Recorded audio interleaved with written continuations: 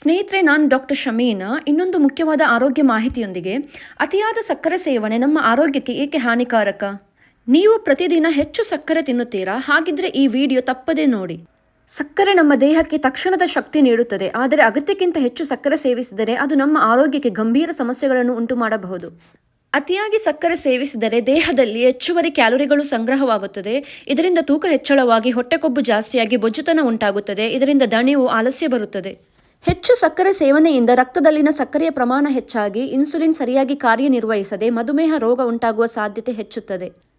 ಇನ್ನು ಹೆಚ್ಚು ಸಕ್ಕರೆ ಸೇವನೆ ಕೊಲೆಸ್ಟ್ರಾಲ್ ಮಟ್ಟವನ್ನು ಹೆಚ್ಚಿಸಿ ಹೃದಯ ಸಂಬಂಧಿತ ಕಾಯಿಲೆಗಳ ಅಪಾಯವನ್ನು ಹೆಚ್ಚಿಸುತ್ತದೆ.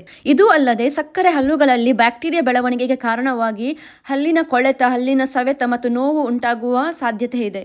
ಅಷ್ಟೇ ಅಲ್ಲದೆ ಅತಿಯಾದ ಸಕ್ಕರೆ ಸೇವನೆಯಿಂದ ದೇಹದ ರೋಗ ನಿರೋಧಕ ಶಕ್ತಿ ಕಡಿಮೆಯಾಗುತ್ತದೆ. ಇದರಿಂದ ನಾವು ಸುಲಭವಾಗಿ ಅಸ್ವಸ್ಥರಾಗಬಹುದು.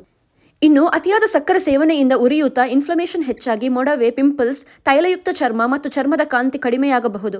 ಹೆಚ್ಚು ಸಕ್ಕರೆ ಸೇವನೆ ಚರ್ಮದ ವಯಸ್ಸು ಬೇಗ ಕಾಣಿಸುವಂತೆ ಮಾಡುತ್ತದೆ.